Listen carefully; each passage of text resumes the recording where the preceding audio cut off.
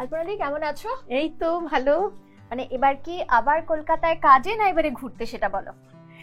ঘুরতে ঘুরতে তোমাদের সাথে কাজে। হ্যাঁ, যেটা কথা দিয়েছিলাম বা আলপনাদির থেকে কথা নিয়েছিলাম যে আলপনাদি কলকাতা এলে আমাদের হেসেলে কিন্তু চাই। তো আবার তুমি কলকাতায় এবং আবার তুমি আমাদের হেসেলে। একদম। আর আজকে কিন্তু একটা সিগনেচার রেসিপি আলপনাদি, সেটা নিয়ে আমাদের হেসেলে, সেটা তুমিই বলে দাও কি বানাচ্ছ। আজকে বানাচ্ছি আলো মামার তেহারি। আচ্ছা, আলো মামার তেহারি নামটা কেন? আচ্ছা, আলো মামার তেহারিটা হয়েছে কি জানো, আমার মামা উনি লন্ডনে থাকেন প্রায় 40-50 বছর হবে। হ্যাঁ, আচ্ছা। তো ছেলেরা বিদেশে গেলে কি হয়, নিজেদের একটু রান্নার শখ হয় বা নিজেদের খেতে রাঁধতে হয়।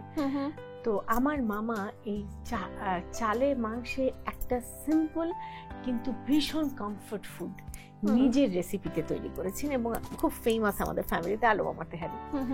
এখন আমার তো খুব শখ হয়েছে, এটা আমি শিখবো। উনি কিছুতেই শেখাবেন না। উনি এসে লন্ডন থেকে ওঠেন আমার মার বাড়িতে। আমি কাজের মাসি থেকে বলেছি এই দেখে রাখবি কি কি দেয়। উনি কি কি দেয় ওরা দেখে রেখেছে। আমার কাজ হচ্ছে রান্না শেখানোর জন্য পরিমাপের মধ্যে ভরা।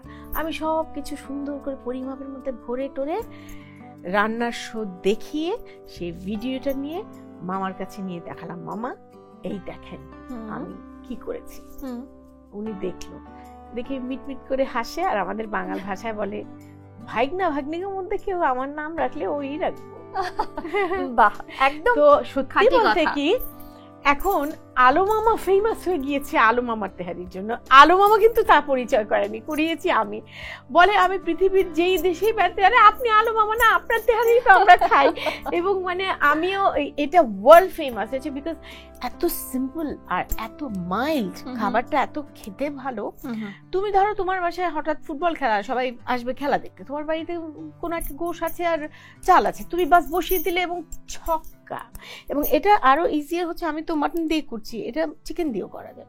চিকেন দিয়ে করলে আরো তাড়াতাড়ি সিদ্ধ হয়, তাড়াতাড়ি রান্না হয়ে যায়। চিকেন আর রাইসটা সবসময় বাসায় থাকে। হ্যাঁ, সো একটা ওয়ান্ডারফুল কম্বিনেশন। এবং আমি লোভ সামলাতে পারলাম না যে হ্যাংলার দর্শকদের জন্য। আর আমিও কিন্তু লোভ সামলাতে পারছি না যে কখন রান্নাটা শেষ হবে আর কখন এই আলো মামার তিহারি খুব জমিয়ে আমি নয় আমরা খাবো। আচ্ছা, তাহলে রান্নাটা শুরু করি এবারে। রান্নাটা করতে তুমি, আমি প্রথমে মাংসটা রান্না করব। আচ্ছা, প্রথমে মাংসটা করব। কিন্তু এই চালটা নরমালি আলো মামা তিহারি কি বিরিয়ানি রাইস দিয়ে হয় না গোবিন্দভোগ রাইস দিয়ে? এটা গোবিন্দভোগ না, বিরিয়ানি না, এটা হয় আমাদের চিনি গুঁড়া চাল। এবং আমি সুটকেসে করে চিনি গুঁড়া চাল নিয়ে এসেছি যে দর্শকদের আমি চিনি গুঁড়া চাল দিয়েই দেখাবো। কিন্তু যারা এখানে পাবেন না তারা কি দিয়ে? তারা গোবিন্দভোগ দিয়ে করবে। এটা চিনি গুঁড়া চাল দেখতেও কিন্তু গোবিন্দভোগের মতন, খালি গন্ধটা ডাবল। সেটাই আমি পাচ্ছি। হ্যাঁ, এবং কিছু না থাকলে বাসমতি দিয়েও করা যায়। বাসমতি দিয়েও করা যায়, তবে আমরা করছি চিনি গুঁড়া চাল দিয়ে। আপনারা বাড়িতে বাসমতি দিয়ে করতে পারেন, গোবিন্দভোগ দিয়ে করতে পারেন, কিন্তু আমরা প্রথমে মাটনটা তৈরি করে নেব, তাই তো? মাটনটা কি ম্যারিনেশনের দরকার? কিছু না, তাহলে কড়াই বসিয়ে একদম। আচ্ছা, এই তেহারিটা পুরোটাই রান্না হবে কিন্তু সর্ষের তেল। 1 কেজি গোশের জন্য আমরা নেব প্রায় হাফ কাপ তেল। এখন তুমি এখানে দেবে এলাচি, দারচিনি, তেজপাতা। দিয়ে দিলাম। হ্যাঁ, একটু ফোড়ন হয়ে গেলেই আমরা এর মধ্যে দিয়ে দিব কুচি করা পেঁয়াজ। প্রায় 1 কিলো মাটনের জন্য কতটা পেঁয়াজ? 1 কাপ। পেঁয়াজগুলোকে ঠিক লাল করব না, মানে একটু নরম করে নেব। হ্যাঁ, তাহলে আলো মামার তিহারি একটা ফুল মিল বলো, এর মধ্যে একদম কমপ্লিট মিল। আমার মামা যখন রান্না করে উনি স্পেসিফিক্যালি কিচ্ছু রাখতে দেন না, শুধু তাজা লেবু, কাগজি লেবু, এবং সেটা খাওয়ার সময় কাটা হবে যাতে বাসি না হয়ে যায়। ফ্রেশ লেবু এন্ড গরম তেহারি একদম পরিপূরক, আর কিচ্ছু লাগে না। এই যে নরম নরম হয়ে এসেছে পেঁয়াজটা, এখন এতে আমি দিব আদা বাটা। আদা বাটা 1 কেজি গোশ না, প্রায় 4 টেবিল চামচ আদা বাটা, কারণ আমার পোলাওয়ে আর কোনো মশলা থাকবে না। হ্যাঁ, আর রসুন বাটা দেব আমি 2 টেবিল চামচ, আদা বাটার অর্ধেক। হ্যাঁ, বাস এই হলো তেহারির মশলা, আর কোনো মশলা নেই। আচ্ছা, শুধু এই পেঁয়াজ আদা রসুনের খেলা আর একটু গরম মশলা। গরম মশলা তো ফোড়নে দিবে, আবার তুমি গরম মশলা গুঁড়োও দেবে? হ্যাঁ, না না, গরম মশলা ফোড়নে দিলাম আর আদা রসুন কষিয়ে রান্না করা, দ্যাটস ইট।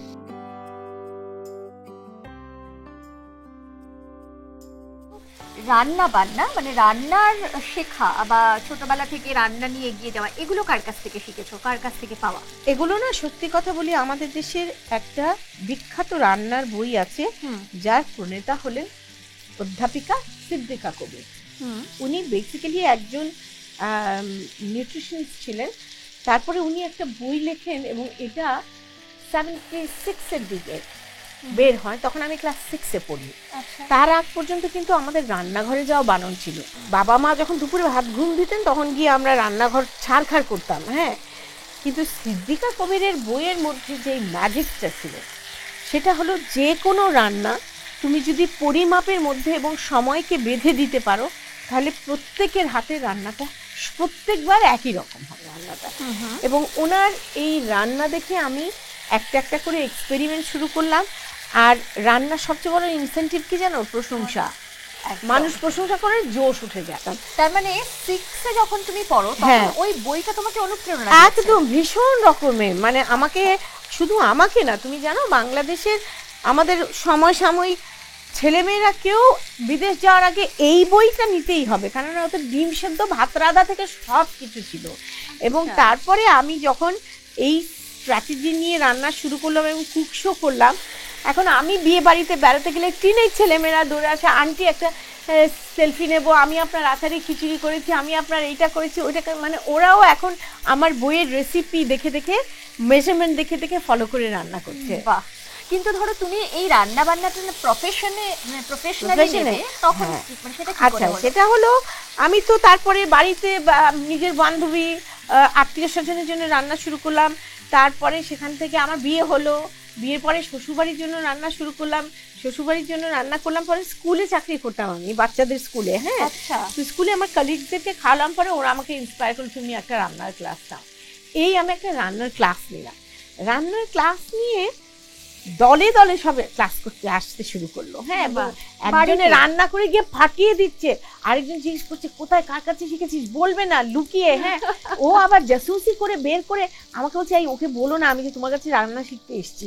হ্যাঁ, এই রকম। হ্যাঁ, তো রান্নার ক্লাস করতে করতে আমার দিদি একদিন আমার ক্লাসে এলেন, এসে বললো আলপনা তুমি এত ভালো বলো, আমাকে একটু গোশটা ছেড়ে দাও না, হ্যাঁ তুমি এত ভালো বলো, তুমি কেন টিভি শো করো না?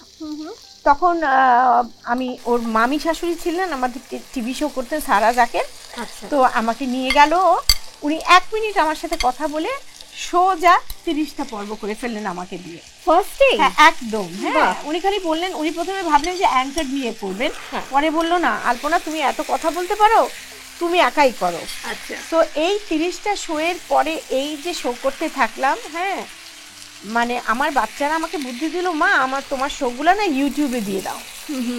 ফলে এটা সারা পৃথিবী ছড়িয়ে গেল। এবং আমরা তো কাজের মাসি দিয়ে রান্না করাই, কিন্তু যখন বিদেশে নাকের জলে চোখের জলে হয় তখন সবাই আলপনাকে দেখতে থাকে, আলপনার রান্না দেখতে থাকে। তো এইভাবে আমি একদম মানে পুরা দস্তুর রাঁধুনি হয়ে উঠলাম। বাহ! এবং তোমাকে দেখে অনেকেই ইন্সপায়ার, তোমাকে দেখে অনেকে ইন্সপিরেশন নেন। আচ্ছা, যারা হোম শেফ, ধরো বাড়িতে রান্না বান্না করছেন, ভীষণ ভালো, কিন্তু এটা কিভাবে প্রফেশনালি কিভাবে এগোবেন বুঝতে পারেন না, তাই আমি বলি আমার যেমন সুবিধা ছিল কি, আমি যখন ক্লাস নিতাম, এই যে নুন দেবো এতে, আচ্ছা, এতে আমি প্রায় 1.5 চামচের মতো পরিমাণ মতো। হ্যাঁ, আচ্ছা, আমি যখন রান্নার ক্লাস নিতাম, আমার রান্নার ক্লায়েন্ট হতো আমার স্টুডেন্টরা, ওরা কেউ রাঁধবে না, বড় লোকের বউ সব এসে এসে রান্না শিখবে আর আমাকে ফোন করে বলবে আলপনা একটু রান্না করে দেবে, একটু রান্না করে দেবে।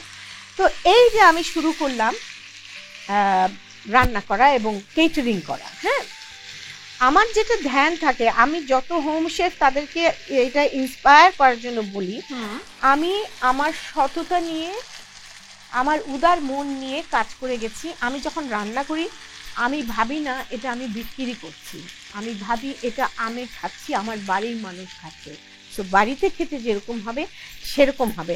আমাকে অনেকেই বলেছে যে, আমি বলি আপনারা এত টাকা দিয়ে বাড়িতে বাবুর্চি রাখেন, আমাকে দিয়ে কেন রান্না করেন? বলে শোন, আমরা না প্রথমে একটু মুখ চেঞ্জ করতে চাই, বাবুর্চির একঘেয়ে রান্না খেয়ে মুখ পড়ে গেছে। দ্বিতীয়ত হলো তোর খাওয়া খেলে মনে হয় বাড়ির খাওয়াই খাচ্ছি, বাইরের খাওয়া মনে হয় না, কারণ ওখানে কমার্শিয়াল কিছু না, আমি ইচ্ছা মতো জিনিস ঢালি যেরকম রাখ। হ্যাঁ, তো এইটা যদি মেনটেন করা যায়, মানুষ যদি পয়সা দিয়ে ভালো খাবার পায়, মানুষ বেশি পয়সা দিতে রাজি থাকবে।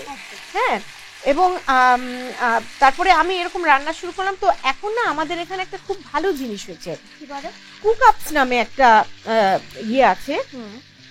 ওরা কি করে, ওরা অনলাইনে অ্যাডভার্টাইজ করতে থাকে। ধরো আলপনা হাবিবের আলম আমার তেহারি, আগামী শুক্রবারে আলপনা হাবিব আলম আমার তেহারি থাকবে, কে কয় অর্ডার চাও, এত দাম, কত চাও কত চাও, সাথে সাথে সাথে সাথে সবাই ফেসবুক থেকে অর্ডার দিতে থাকে। ঠিক বৃহস্পতিবার দিন সকালবেলায় ওরা আমাকে জানাবে কালকে তোমার 30 বাটি তেহারির অর্ডার আছে। আমি 30 বাটি রেডি করে রাখবো, ওদের লোক এসে আমার বাটি নিয়ে বাড়ি বাড়ি পৌঁছে দিবে, ইভেন 1 পোর্শন পর্যন্ত। এরকম একটা সুন্দর ব্যবস্থা খোলাতে দেখো, আমরা ছোটবেলা থেকে না চাচি মাসিদের রান্না খেয়েছি, হ্যাঁ ও উনি ভালো রাঁধেন, উনি এটা না খুব ভালো রাঁধেন, খেয়েছি ভাত, কিন্তু এইটার কিন্তু সেরকম কোনো স্বীকৃতি নেই। তাহলে কি বলবে, খানিকটা তোমার ক্রেডিট কি সোশ্যাল মিডিয়া বা না, এই যে এই ধরনের কুকআপসের মতন অর্গানাইজেশন গুলো, এই তুমি অমুকের বালুশাইটা খেয়েছো, এই তুমি অমুকের এই পিঠাটা খেয়েছো, ফলে কি সেই মহিলাটা লাইমলাইটে উঠে আসছে, তার খাবারটার একটা স্বীকৃতি হচ্ছে, সেই সাথে তার একটা হ্যান্ড মানি হচ্ছে। আজকাল বউরা, যেই বউ একটা সাধারণ গিফট কিনতে গেলেও হাজবেন্ডের কাছে জ্ঞান করবে টাকা দাও টাকা দাও, সেই বউ হাজবেন্ডকে এসে বলছে টাকা লাগলে বলো। এটা কত বড় একটা সুন্দর ব্যাপার। হ্যাঁ, তো মেয়েদেরকে স্বাবলম্বী যারা ঘরে বসে আছেন, এক্সট্রা সময় রাখতে পছন্দ করেন, তারা কিন্তু এরকম হোম কুক হয়ে নিজের একটা স্বীকৃতি পাবেন, নিজের একটা আত্মনির্ভরশীলতা আসবে, প্লাস নিজের একটা হ্যান্ড মানি হবে, স্বাবলম্বিতা হবে।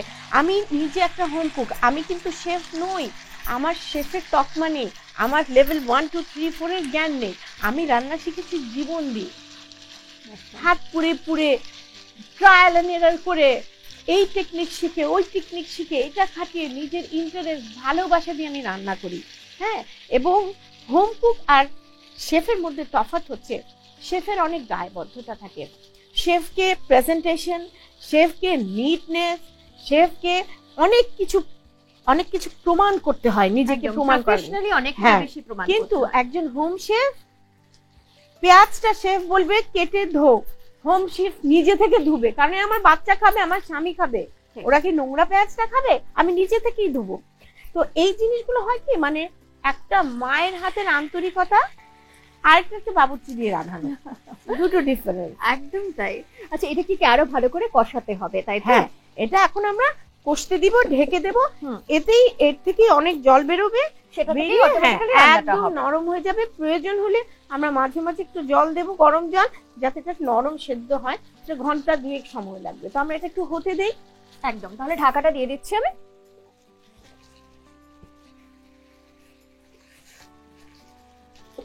এটা মোটামুটি মাঝে মাঝে একটু নাড়াচাড়া করে ঘন্টা 1.5 থেকে 2 এটা একদম। হ্যাঁ হ্যাঁ, চলো তারপর তাহলে আমরা রাইসের প্রিপারেশনটা করব, আর তারপরে মিক্সিং, রান্না শেষ। কিন্তু এখন কিন্তু ঘন্টা 1.5 সময় নিতে হবে, এবং বাড়িতে যারা তৈরি করছেন তারাও নিন, আর আমরা তো নিচ্ছি। মাটনটা রান্না হয়ে গেছে, একদম কমপ্লিট। দেখো চেহারাটা, আচ্ছা এরকম হালকা একটু ঝোল আছে, হ্যাঁ, আর একদম নরম সিদ্ধ হয়ে গেছে। বাস, এখন আমরা এটা সরিয়ে, হ্যাঁ, আমরা এখন পোলাও রান্নায় চলে যাব। আচ্ছা,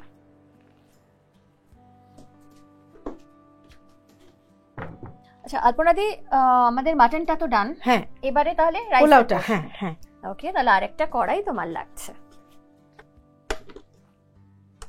সরষের তেল দাও, 1/4 কাপ দাও, বেশি দিতে হবে না, দাও।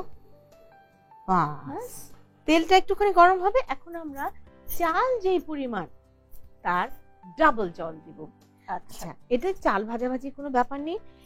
এই বাটির 1 বাটি আমি চাল নিয়েছি, এর ডাবল আমি জল দেব। জল অলরেডি 1 বাটি রেডি করা আছে। বাস, আচ্ছা, তেলের মধ্যে তুমি জল দিয়ে দিব। হ্যাঁ, আরেক বাটি জল দেব, আরেক বাটি জল দাও। আচ্ছা, এই 2 বাটি জল দিয়ে দিলাম, নুন দিয়ে দিব। হ্যাঁ, 1/2 কেজির মতো চাল, 1 কেজি গোশে 1/2 কেজি চাল। হ্যাঁ, আচ্ছা, আমি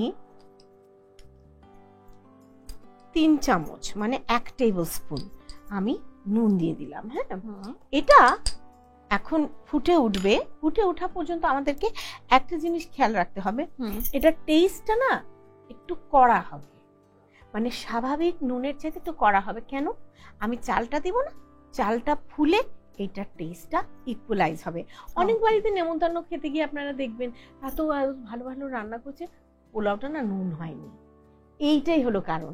যদি এই অবস্থায় খেয়ে আপনার জলটা মুখে দিয়ে মনে হয় নুনটা ঠিক হয়েছে, তাহলে কিন্তু পোলাওটার চালটা ফুলে ওঠার পর নুনটা কম হয়ে যাবে। এই অবস্থায় একটু কড়া করে দিতে হবে। আচ্ছা, তার মানে নুনটা এখানে তুমি প্রথমেই পুরোটা দিয়ে দিয়েছো, পরে যেটা সব চালটার সঙ্গে অ্যাবসর্ব করেছো। হ্যাঁ, একদম। আচ্ছা, অল্পনা তুমি কি খেতে ভালোবাসো? ভাত। ভাত আমার ভীষণ প্রিয়। ভাতের সঙ্গে এনিথিং আমার ভীষণ প্রিয় ভাত। তবে হ্যাঁ, মাংস আর ভাত আমার ভালো লাগে, বেশি ভালো লাগে। বাড়িতে থাকলে মাংস ভাত, কিন্তু যখন কলকাতায় আসো, কলকাতার কি খাবার পছন্দের? Egg paratha roll. আচ্ছা, চিকেন না, এগ পরাঠা রোল। তারপরে নিউ মার্কেটে একটা চানা বাটোরা আছে, অসম্ভব প্রিয় আমার। আচ্ছা, তারপরে খুরির চা। আচ্ছা, তারপরে পাপড়ি চাট একবার তো খেতেই হবে, ছাড়া যায় না কলকাতায় এলে। আর এছাড়া বিভিন্ন রকমের রেস্টুরেন্টে ঘুরে, যেমন নিউ মার্কেটের আশপাশে কিছু রেস্টুরেন্ট আছে, হ্যাঁ, সিদ্ধেশ্বরী আশ্রম হোটেল, ওখানে গিয়ে আমি মাছের তেল কাটা চচ্চড়ি খাই, একদম বাড়ির মতো রান্না, ভীষণ ভালো লাগে। মানে আছে না অনেকে এসে তুমি পিৎজা হাটে যাওনি, তুমি না, আমি না দেশীয় রান্না, ঘরোয়া রান্না খুঁজে খুঁজে বেড়াই, কোথায় নতুন বাংলা রেস্টুরেন্ট খুঁজলো। আমরা কিন্তু দেশে কেউ পয়সা দিয়ে বাংলা রেস্টুরেন্টে খেতে যাবো না, বাংলা রান্না তো বাড়িতেই খাই, কেন পয়সা দিই? কিন্তু কলকাতা এলে আমরা বেছে বেছে বাংলা রেস্টুরেন্টে কেন খাই? কারণ এপার বাংলা রান্না ওপার বাংলা রান্না কিন্তু তফাৎ আছে। কিরকম কি ফিল করো তুমি? না, ফিল করি কি যে এগুলো টেস্ট ডিফারেন্ট আমাদের থেকে। আচ্ছা, আমাদের মাছের ঝোল, এখানকার মাছের ঝোল অন্যরকম, এখানকার শুক্তো, তারপরে তোমার কচু শাক, তারপরে তোমার ডাল রান্না। হ্যাঁ, আমরা তো অবভিয়াসলি হোটেলে থাকলে তো আর কারো বাড়িরটা খাই না, কিন্তু এগুলো আমাদের বিশেষ করে বাঙালি মুসলমানদের বাড়ির রান্নার থেকে অনেক ডিফারেন্ট, এবং আমি এগুলোর প্রেমে পড়ে যাই একদম।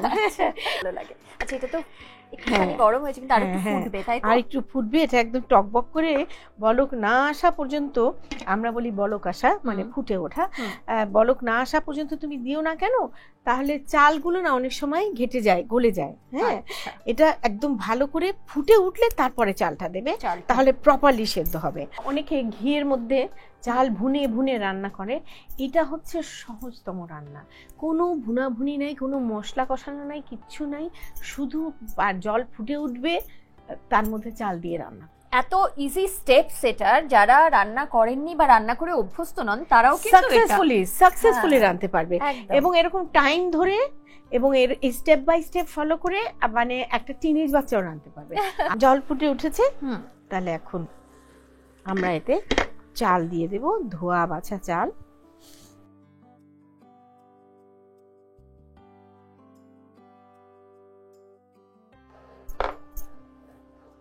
অনেকে করে কি চাল ভিজিয়ে রাখে, চাল ভিজিয়ে রাখলে চালের ভেতর জল ঢোকে, চাল ফুলে উঠে, তখন যদি ডাবল পানি দাও যাবে যাও হয়ে।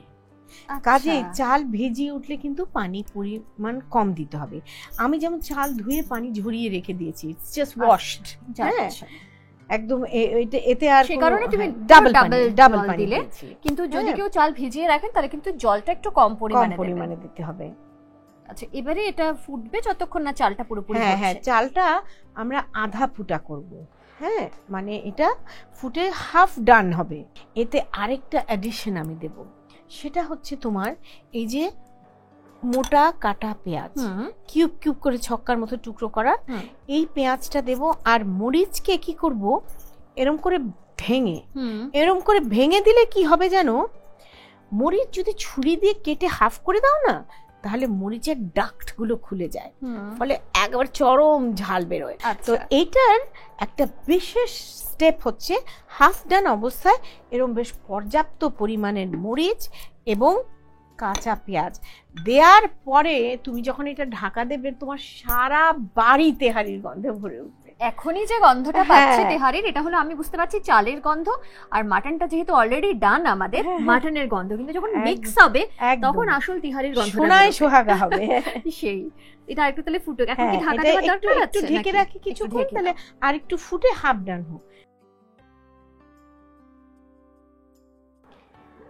এই যে দেখো এখন খপ খপ খপ খপ আওয়াজ হচ্ছে, ফুটে উঠেছে, এটা আধ ফুটা হয়ে গেছে। এর মধ্যে এখন আমি দেব এরকম অর্ধেক ভেঙে রাখা মোটামুটি গোটা 12-15 কাঁচা লঙ্কা দিলে। এই কাঁচা লঙ্কার গন্ধটাই একদম ছড়িয়ে যাবে এর মধ্যে। আর কটা পেঁয়াজ দিলে? একদম মানে এটা 1 কাপের মতো পেঁয়াজ, 1.5 কাপের মতো পেঁয়াজ দিয়েছে। তো আমার মনে হয় এখন এই দেখো একদম ফুলে উঠেছে। এখন আমরা এটাকে ঢেকে ঠিক 20 মিনিট সিমারিং এ দেব, একদম লো ফ্লেম, একদম লো ফ্লেম। ঠিক আছে, বাস এখন ঘড়ি ধরে 20 মিনিট আমরা এটাকে ধিমা আঁচে ফুটতে দেব। এখন আমরা পোলাওটা দেখি, দেখো। বাহ, তাহলে অফ করে দিই? একদম অফ করে দাও। আর তুমি আমাকে একটা প্লেট দাও, আমার একটু পোলাও উঠিয়ে রাখতে হবে। এই দেখো কি সুন্দর, আমি তো গন্ধটা পাচ্ছি গো। একদম আমরা চাল তেল সব একসাথে মিশিয়ে, বাহ, এখন আমরা এটা 2/3 উঠিয়ে ফেলবো। আচ্ছা, প্লেটের মধ্যে 2/3 অফ দ্য পোলাও আমরা উঠিয়ে একটা লেয়ার রাখবো শুধু মাংসটা বিছানোর জন্য। তাহলে আমি মাটনটা নিয়ে হ্যাঁ, আসি? মাটনটা নিয়ে আসো। এবার এতে হাফ অফ দ্য মাটন, অর্ধেকটা মাটন বিছিয়ে দেব। আচ্ছা, এই মাটনটাকে একদম এরকম করে ছড়িয়ে দিলে কি হয় জানো, তুমি তেহারি বাড়ার সময় না প্রত্যেক চামচে চামচে তোমার মাংস পড়বে, তুমি পাচ্ছ। এবার হাফ অফ দ্য রাইস আবার উপরটায় বিছিয়ে দেব। আচ্ছা, এটা হলো লেয়ারিং করা, যেরকম বিরিয়ানিতে করা হয় একদম। হ্যাঁ, এবার দিয়ে দিই? এবার দিয়ে দাও ঢেলে। বাস এই উপরে পুরো চালটা ঢেলে দিলাম। এবারে এটা তুমি দমে বসাও। এবার এটা ঢেকে এই মিনিট 10 দম দিলেই হবে। আচ্ছা, ফ্লেমটা কি একদম লো ফ্লেমে? একদম লো ফ্লেমে থাকবে। হ্যাঁ, আর কিচ্ছু দিচ্ছ না? কিচ্ছু না, হয়ে গেছে আমাদের তেহারি। বাহ, এইভাবে তোমার যদি সময় না থাকে দম দেওয়ার, তুমি এখনই খেয়ে নিতে পারো। আর যদি মনে করো তুমি পরে খাওয়াবে, রেখে এরকম দমে 10 মিনিট রেখে দেবে। এটা দিলাম সার্ভিং এর জন্য। একদম, এই দেখো। বাহ,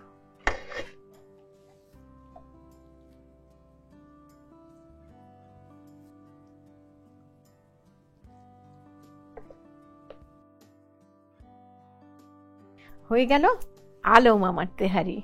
একদম আলু মামার তেহারি, যেটা খাওয়ার জন্য আমি শুরু থেকে অপেক্ষায় ছিলাম।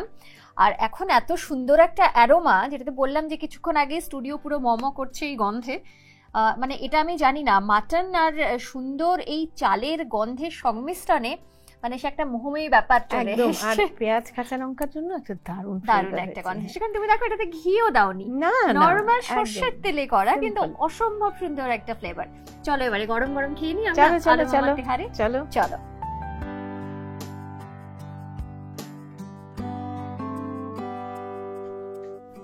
এটা তোমার, আর আমি তুলে দিই।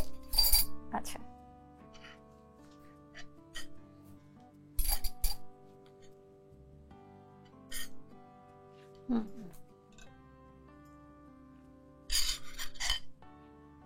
তিহারি তোমারও একটা পছন্দের খাবার, তাই তো? ভীষণ।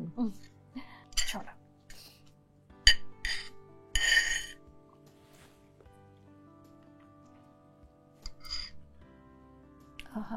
কি অপূর্ব খেতে হয়েছে। আর একটু খেয়ে নি, তারপরে বাকিটা বলছি। সত্যি একটাই মিল। তিহারি থাকলে আমি জানি না এতে লেবু দিয়ে খেলে ভালো, কতটা ভালো লাগে বা কিরকম লাগে, বাট এটা ইটসেলফ খেতে এত সুন্দর হয়েছে যে আমার তো মনে হয় না আর কিছু লাগবে এটার সঙ্গে। আর তুমি বলছিলে যে তোমার বাড়িতে খুবই পছন্দ করে, তো এটা তোমরা কি নরমালি কখন খাও? ব্রেকফাস্টে? না, এটা আমরা ওই যে তোমাকে বললাম শর্ট মিল। হঠাৎ করে সবাই একসাথে হওয়ার একটা প্ল্যান হলো, অথবা বাড়িতে আজকে ক্রিকেট খেলা, এই তোমরা সব রাতে চলে এসো, যা আছে তাই খাবে। হ্যাঁ, বাস এই তেহারি রান্না হয়ে গেল আর খাওয়া ধুমসে। ঠিক এরকমই একটা কিন্তু দুর্দান্ত রেসিপি, যেটা বাড়িতে চট করে বানানো যাবে, কারণ উপকরণ প্রায় নেই বললেই চলে। সাধারণত আমরা মাটন বানাতে গেলে কি করি, অনেক রকম মশলা লাগে, এখানে কিন্তু সেটাও নেই, শুধু আদা রসুন পেঁয়াজ, সেটা দিয়ে একটা মাটন তো হয়েই গেল। বাড়িতে থাকেই, সব সময় থাকে। আর মাটন যদি বাড়িতে নাও থাকে, চিকেন দিয়েও কিন্তু বানানো যায়। তাই তিহারি যারা মাছ মাংস মানে যারা মাংস খেতে ভালোবাসেন আমার মনে হয় তাদের ভীষণ ভালো লাগবে, আর বিরিয়ানি খেতে যারা পছন্দ করেন তাদের কাছে একটা দারুণ অপশন। বলো তিহারি? হ্যাঁ, অবশ্যই একবার বাড়িতে ট্রাই করুন, আমি নিশ্চিত আপনাদের ভালো লাগবে। থ্যাংক ইউ সো মাচ আলপনা দি, আবার দেখা তোমার সঙ্গে, এবং এবারে আলো মামার তিহারি নিয়ে দেখা। আর তিহারির গন্ধে আমাদের স্টুডিওটা কিন্তু এখন মম করছে, তাই বাড়িতে যখন বানাবেন তখন কিন্তু বাড়িতে যারা যারা থাকবে তারা শুধু অপেক্ষা করবে কখন শেষ হবে আর কখন খাবে। যাই হোক, তোমার সঙ্গে গল্পে আজকে অনেকটা গল্প হলো, কারণ একটু সময় পেলাম তিহারি রান্না করতে গিয়ে। আবার নিশ্চয়ই দেখা হবে। একদম, চলে আসবো। কলকাতায় আছো তো কয়েকদিন? আছি কিছুদিন। চলো তাহলে এর মধ্যে আরেকদিন দেখা হচ্ছে আরো একটা এরকম দুর্দান্ত রেসিপি নিয়ে। খুব ভালো থেকো ততদিন, আর যখন দেখা হবে তখন আড্ডাটা আরো মানে যেগুলো বাকি রয়ে গেল সেই আড্ডাটা হবে আরো খানিকটা। একদম, হ্যাংলার দর্শকদের জন্য আমার অনেক শুভকামনা। একদম তাই। আর আপনারাও কিন্তু অবশ্যই জানাবেন আজকের এই ভিডিওটি আপনাদের কেমন লাগলো। আর যারা আলো মামার তিহারি বাড়িতে বানিয়ে খেতে চান তারা কিন্তু চট করে বানিয়ে নিন, কারণ উপকরণ প্রায় এই বললেই চলে, সময়টা কিন্তু একটু দিতে হবে, কারণ মোটামুটি আধ ঘন্টা বা 30 মিনিট তো লাগছেই এই রেসিপি বানাতে, তাই অবশ্যই এই সময়টা দিয়ে একটু বানান, আমি নিশ্চিত আপনাদের ভালো লাগবে।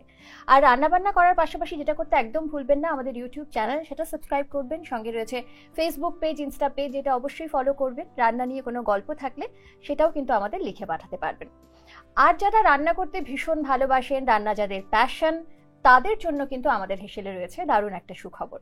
জি বাংলা রন্ধনে বন্ধনে সরাসরি অডিশনের সুযোগ পাবেন হ্যাংলা হেসেলের মাসিক রান্না প্রতিযোগিতার সেরা 10 জন প্রতিযোগী। তাহলে আর দেরি কেন, বিস্তারিত জানতে যোগাযোগ করুন 8017125297 এই নম্বরে। সঙ্গে থাকুন, ভালো থাকুন, নমস্কার।